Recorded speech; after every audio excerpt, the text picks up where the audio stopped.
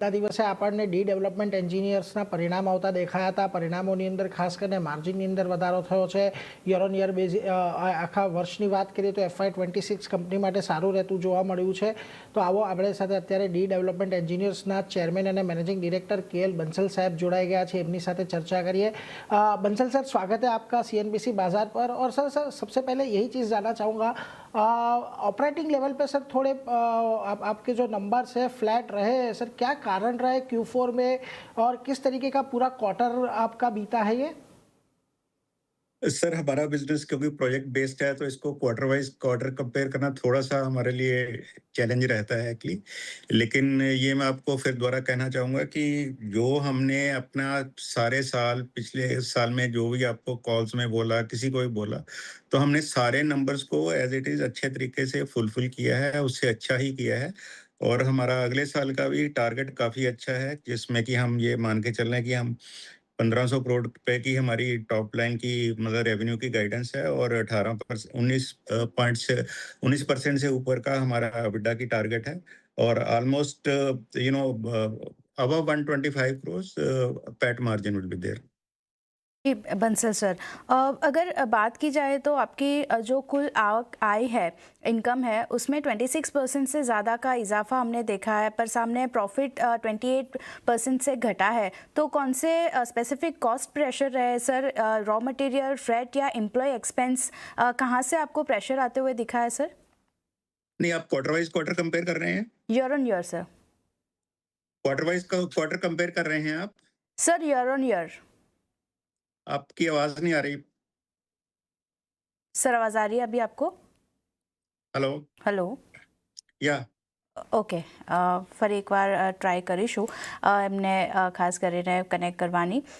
પણ જે રીતે આપણે નંબર્સ જોઈ રહ્યા છે, આપણે વાત કરી લઈએ નંબર્સને ધ્યાનમાં રાખીને, તો જુઓ યર ઓન યર બેઝિસ પર એમનો નફો જે છે તે 11% જેટલો આપણને ઘટતો દેખાયો છે, 28 કરોડની આસપાસ આવ્યો છે. સામે આવકમાં 26.3% વધારો આપણે જોઈ રહ્યા છે, એટલે અહીંયા એક ધ્યાન રાખવાનું છે. બંसल सर, आपको आवाज़ आ रही है अभी? अभी आ रही मैडम। जी सर, मैं बोल रही थी कि जो रेवेन्यू है वो 26.3% से आपका बढ़ा है ईयर ऑन ईयर बेसिस पे, पर सामने प्रॉफिट की बात करें तो वो ईयर ऑन ईयर बेसिस पे 11% का डाउनसाइड हमने देखा है. तो प्रेशर कौन से साइड से आता हुआ दिखा है? जो हम बात कर रहे हैं कि रॉ मटेरियल का है, फ्राइट का है, या एम्प्लॉय एक्सपेंसेस, कहाँ से स्पेसिफिक कॉस्ट प्रेशर आया है सर?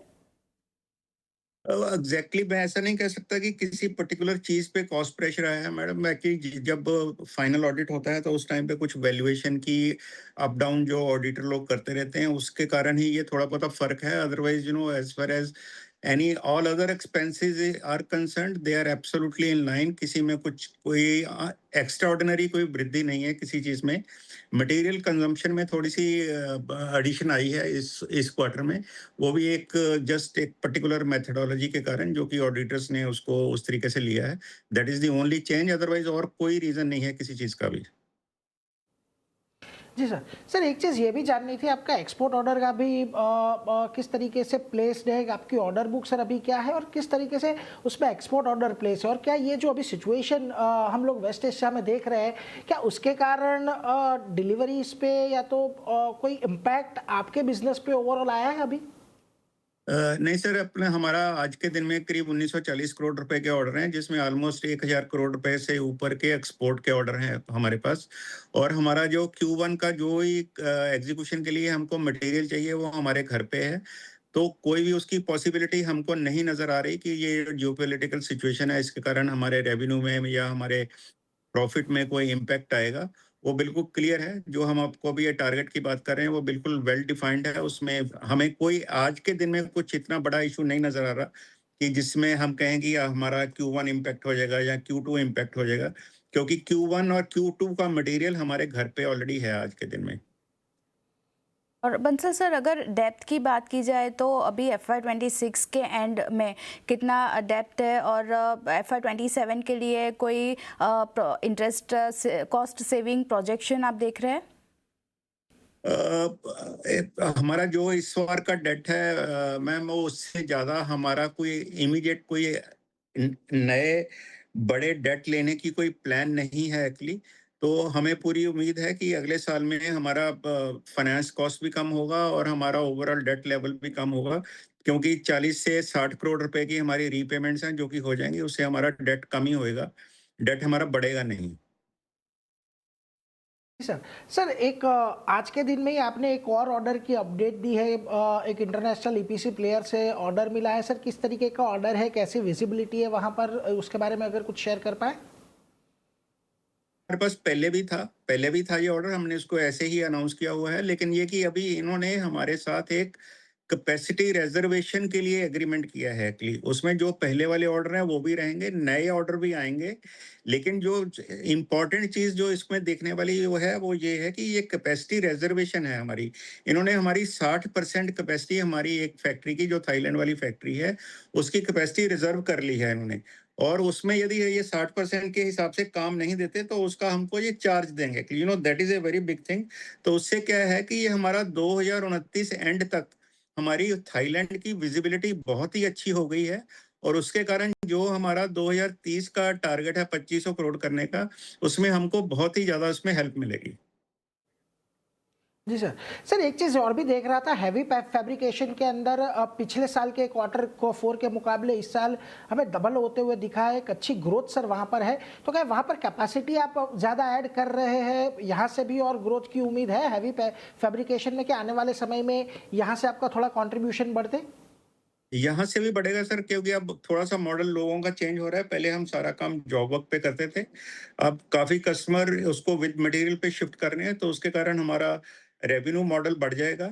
अबिडा लेवल्स ऑलमोस्ट सेम रहेंगे, लेकिन उसमें ग्रोथ आपको वैसे नजर आएगी।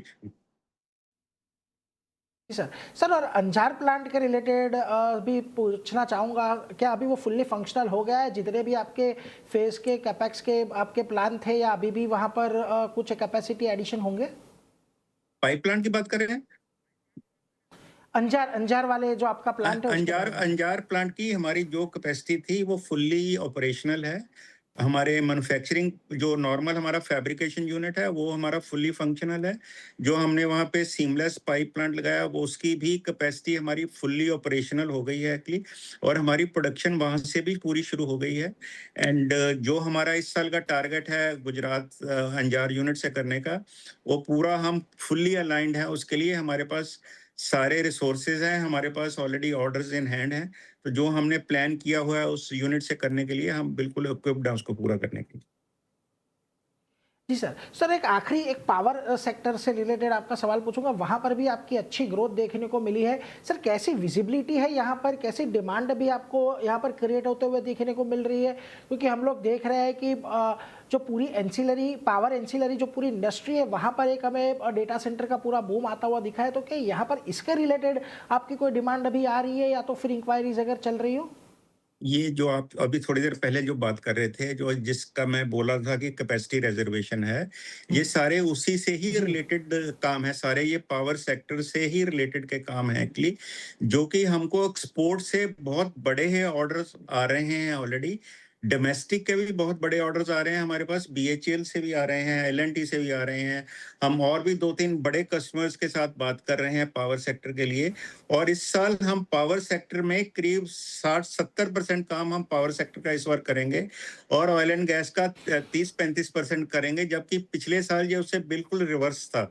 तो इसका इम्पैक्ट ये होता है कि जी। हमारी जो बॉटम लाइन है, जहाँ हमारे एबिडा लेवल्स हैं, वो अपने आप ही इम्प्रूव हो जाते हैं, क्योंकि पावर सेक्टर के काम में हमारा कन्वर्शन टाइम और हमारा कन्वर्शन साइकिल बहुत छोटा होता है compare to oil and gas sector, और उसमें ऑयल हमें एंड गैस। ऑपरेशनल लीवरेज बहुत अच्छी मिलती है उसमें।